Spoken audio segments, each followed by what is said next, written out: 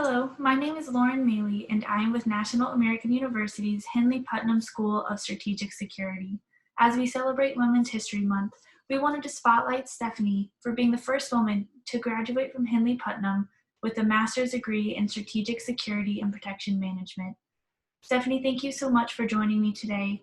And before I reached out, were you aware of the significance of your achievement? No, I actually was not. So Stephanie, what are you up to? What are you doing in your career? Currently, I am going on 22 years in the Air Force, and I work as a GS employee with Joint Base Charleston, and I'm also a reservist in the Air Force, but I've got total 22 years of service. So, yeah, that's very impressive. So you got your master's in strategic security. What made you choose to go for that degree? So actually I did my bachelor's degree with Henley-Putnam in terrorism, counterterrorism. He was the president of Henley-Putnam, had called me because I had written to the school that I wasn't sure which degree program to go into for my master's, if I wanted to continue on with terrorism, counterterrorism, or intel or security. And he called me to ask me what kind of fields I was interested in. And we had a good, probably 30-minute discussion about things that I found interesting. And he actually talked me into doing strategic security. And so, which I was glad, because I really liked that degree program. So I ended up applying for that degree program instead of going into terrorism, counterterrorism, which was what my bachelor's was in. What is different about strategic security versus terrorism and counterterrorism? Just in the terrorism, counterterrorism is more, it seemed it was more detailed into the various groups and what the groups were about and things like that. And with strategic security, it was very broad into like cybersecurity and espionage, and it went into different types of border security, and it just had a lot broader topics, and went into a lot more things, especially a lot of things that I deal with in the military. So I found that I was able to apply it. I found that I was more familiar with some of the topics. And I had already studied a lot of the different terrorist groups while I was in my bachelor's program. Mm-hmm. And so I just liked the strategic security program more. So you said you've been able to apply some of what you learned into your job. Are you able to expand on that at all? A little bit, without going classified, but we do a lot. So my job in the Air Force, I'm a war planner. So exactly how it sounds, I plan operations. So I do a lot of operations security, which I'm able to use some of the things that I learned in my degree program and apply a little bit into what I do when I go into joint planning process and things like that in operation security and military deception. So, without getting detailed, but I actually, it's kind of funny when I go into the planning process, they make fun of me a lot because I've coined the phrase, I wrote a paper on that once. And they laugh at me because we go back and forth where I say, I wrote a paper on that. I say that a lot. And they make fun of me, and I'm like, I wrote a lot of papers on that because it was such a broad topic. Mm-hmm. And doing online versus being in class and always getting to do the discussions, you tend to do a lot more paper writing and group discussions online. So it was always like, hey, I wrote this paper one time. So yeah, I got to apply a lot more of what I did to my war planning skills. While you were writing those papers, were you able to pull in your real world experience from your job and apply those to the papers? Oh, absolutely. Actually was writing an aircraft evacuation plan at the same time that I was doing an area studies analysis. I almost felt like I was cheating at both, but I actually got to do both my assignment and my work at the same time. So I used my C-17 knowledge from work and then my area studies analysis from class, and I used them both at the same time. I think I was like a 99 on my assignment, and I did a great job, but I was using them both, and I had both my school books out and I had my aircraft TO out, and it was fun because I was doing them simultaneously, but they both applied at the same time. And it almost got to the point where I couldn't even remember what I was working on, but they were the exact same thing.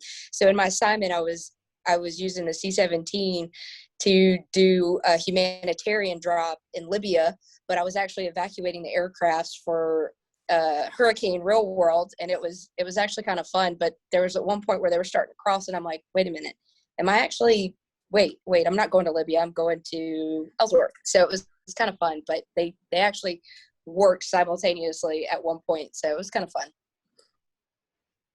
So with those online classes, the faculty members, for the most part, most of our faculty have worked in the industry. Did you find that to be true with your professors?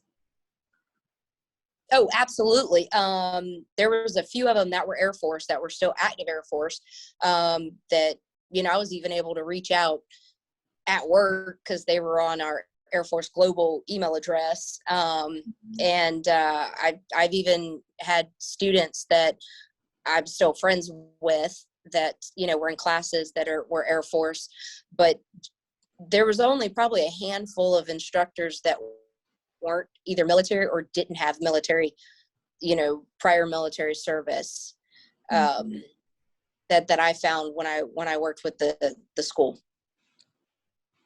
And it also sounds like you were working while earning your degree. How did you find that balance between getting your work done and your homework done? Good and bad sometimes. I mean, just like everything, it has its ups and downs.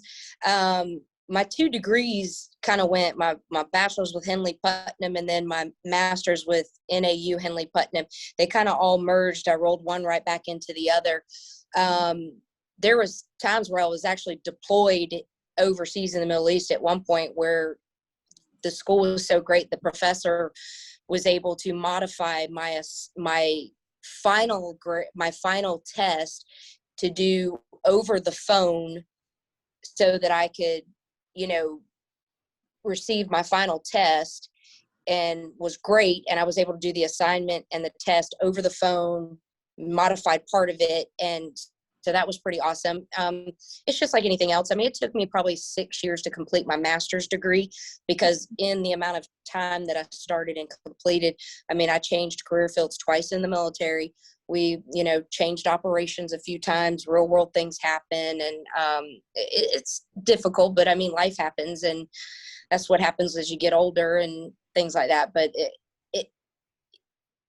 the luxury of being able to do online school when you can is amazing, but you have to have that discipline to know that if you wait till the last minute, you have to do it. So it's a good balance. So it's not for everybody. I miss the interaction with other students, like that open discussion, because sometimes you don't necessarily feel like you get it with the online discussion, but you sometimes can. So it's a kind of a balance you got to work into your life.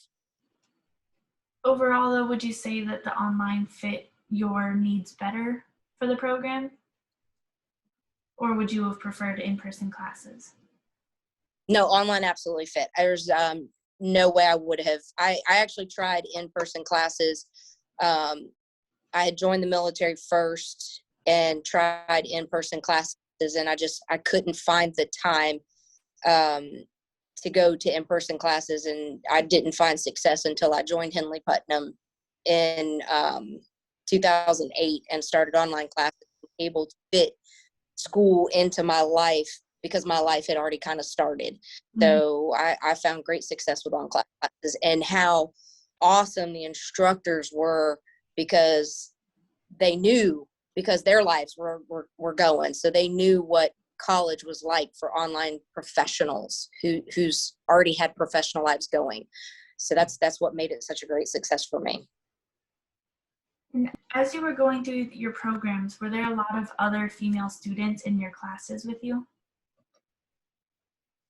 I believe I can only recall maybe 2 or 3 other female students. It was always other, and it's funny that you say that. I have always been in male-dominated career fields, so I don't ever really notice when there's not females around. But now that you mention it, I actually only recall maybe 2 or 3 other female students, especially, I guess, in a security terrorism kind of careers. Unfortunately, there was a few times where I was the only student, but the instructors did a great job in interacting with me kind of as a student role so that I can get the student to student interaction when I was the only student. So it, like you were saying, it's a pretty male-dominated field. Do you have any advice or words of encouragement for women that aren't quite sure if the security field might be right for them? Other than keep on keeping on. I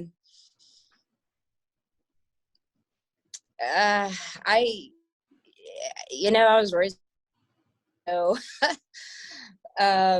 no, just, just keep on keeping on. We've made great strides in getting through and doing what we do, and don't let them tell you you don't deserve to be here. And, it, sometimes you got to work a little harder to prove, and don't take it to heart too much, just, I've had to work twice as hard sometimes, and I try not to let it, try not to let it affect you. It's not always going to be easy, but just keep doing what you're doing, and it'll come around in the end. Well, thank you so much for joining me today. I've loved getting to know you a bit better and hearing about your experience at Henley-Putnam. And thank you to everybody who watched the video. Really appreciate you tuning in.